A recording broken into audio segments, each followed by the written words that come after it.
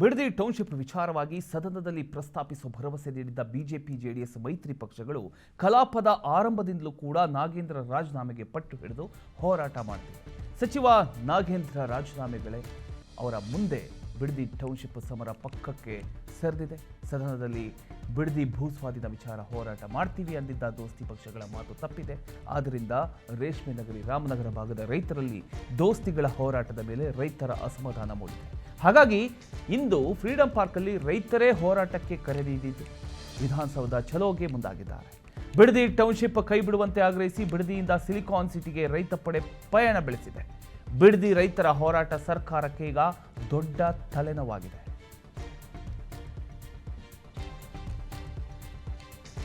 ಇಡೀ ರಾಜ್ಯದ ಕರ್ನಾಟಕ ರೈತಾಪಿ ವರ್ಗಕ್ಕೆ ನಾನು ಕೇಳ್ಕೊಳ್ಳೋದಿಷ್ಟೇ, ನಾವು ಇದೇ ವಾರದ 25ನೇ ತಾರೀಕು ಫ್ರೀಡಂ ಪಾರ್ಕಲ್ಲಿ ಬೃಹತ್ ಪ್ರತಿಭಟನೆ ಮಾಡ್ತಾ ಇದ್ದೀವಿ.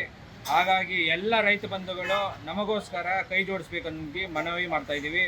ನಮ್ಮ ಭಾಗದ 10 ಲಕ್ಷಕ್ಕೂ ಹೆಚ್ಚು ಮರಗಳನ್ನ ನಾಶ ಮಾಡೋಕ್ಕೆ ಹೊರಟಿದೆ. ನಾವು ಎಷ್ಟೇ ಪ್ರತಿಭಟನೆಯಲ್ಲಿ ನಮ್ಮ ವಿರೋಧ ವ್ಯಕ್ತಪಡಿಸಿದ್ರು ಈಗಿನ ಸರ್ಕಾರ ಅದನ್ನು ಮನೆಗಳಲ್ಲದೆ ಮಾಡೇ ಮಾಡ್ತೀನಿ ಅಂತ ಹೋಗ್ತಾ ಇದೆ. ಸೊ ಹಾಗಾಗಿ ನಮ್ಮ ಪ್ರತಿಭಟನೆ ಉಗ್ರವಾಗಿರುತ್ತೆ 25ನೇ ತಾರೀಕು ಇದೇ ವಾರ ಮಂಗಳವಾರ.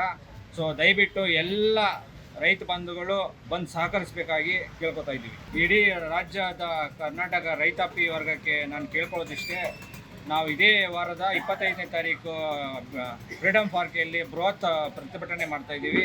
ಹಾಗಾಗಿ ಎಲ್ಲ ರೈತ ಬಂಧುಗಳು ನಮಗೋಸ್ಕರ ಕೈ ಜೋಡಿಸ್ಬೇಕಂತ ಮನವಿ ಮಾಡ್ತಾ ಇದ್ದೀವಿ. ನಮ್ಮ ಭಾಗದ 10 ಲಕ್ಷಕ್ಕೂ ಹೆಚ್ಚು ಮರಗಳನ್ನ ನಾಶ ಮಾಡೋಕ್ಕೆ ಹೊರಟಿದೆ. ನಾವು ಎಷ್ಟೇ ಪ್ರತಿಭಟನೆಯಲ್ಲಿ ನಮ್ಮ ವಿರೋಧ ವ್ಯಕ್ತಪಡಿಸಿದ್ರು ಈಗಿನ ಸರ್ಕಾರ ಅದನ್ನು ಮನೆಗಳಲ್ಲದೆ ಮಾಡೇ ಮಾಡ್ತೀನಿ ಅಂತ ಹೋಗ್ತಾ ಇದೆ. ಸೊ ಹಾಗಾಗಿ ನಾವು ಹೇಳೋದೇನು ಅಂತಂದ್ರೆ ಸುಮಾರು 10 ಲಕ್ಷ ಮರಗಳನ್ನ ನೆಲಸಮ ಮಾಡ್ತಾ ಇದ್ದಾರೆ. ವಾರ್ಷಿಕವಾಗಿ 35 ಕೋಟಿ ರೇಷ್ಮೆಯಿಂದ ನಾವು ಸಂಪಾದನೆ ಮಾಡ್ತಾ ಇದ್ದೀವಿ.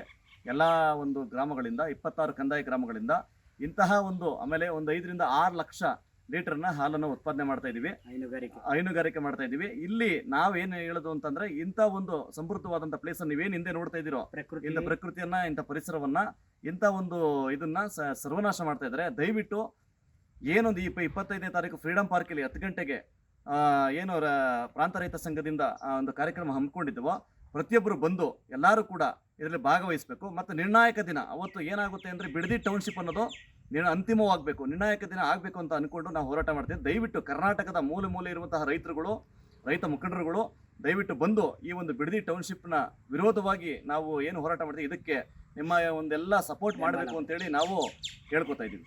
ನಮ್ಮದು ಪವಿತ್ರ ಭೂಮಿ, ನಮಗೆ 2ನೇ ಮಲೆನಾಡಿದಂಗೆ ಅದೇ.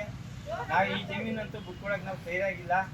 ಒಂದು 10 ಲಕ್ಷ ತೆಂಗಿನ ಮರ ಐತೆ, ಮಾವಿನ ಮರ ಐತೆ, ಬಾಳೆ ಬೆಳಿತೀವಿ.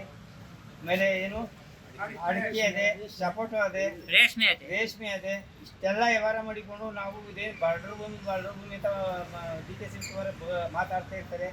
ಅದು ಬರಡು ಭೂಮಿ ಎಲ್ಲ ಏನು ಎಲ್ಲ ಬಂದು ನೋಡಿ, ಎಂತೆ ಕ್ರೀಡಾ ಬಂದು ನೋಡಿದ್ರು ಇದು ಪವಿತ್ರ ಭೂಮಿ ಐತೆ. ಯಾವುದು ಕಳಿಕೆ ಭೂಮಿ ಏನಿಲ್ಲ. ನಮಗೆ ಫ್ರೀಡಂ ಪಾರ್ಕ್ಗೆ 25ನೇ ತಾರೀಕು ಬರ್ತೀವಿ, ನಾವು ಪ್ರತಿಭಟನೆ ಮಾಡ್ತೀವಿ. ಅಲ್ಲಿ ಇವು ರೈತಾಪಿಗಳೆಲ್ಲ ಬಂದು ನಮಗೆ ಸಪೋರ್ಟ್ ಮಾಡಬೇಕು. ವಿಧಾನಸೌಧಕ್ಕೆ 25ನೇ ತಾರೀಕಿಗೆ ನಾವೆಲ್ಲ ಬರ್ತಾ ಇದ್ದೀವಿ. ಅಲ್ಲಿಗೆ ಏನು ಆದಷ್ಟು ನೀವೆಲ್ಲ ಬಂದು ನಮಗೆ ಪ್ರಯತ್ನ ಪಟ್ಟು ಸಪೋರ್ಟ್ ಮಾಡಿ.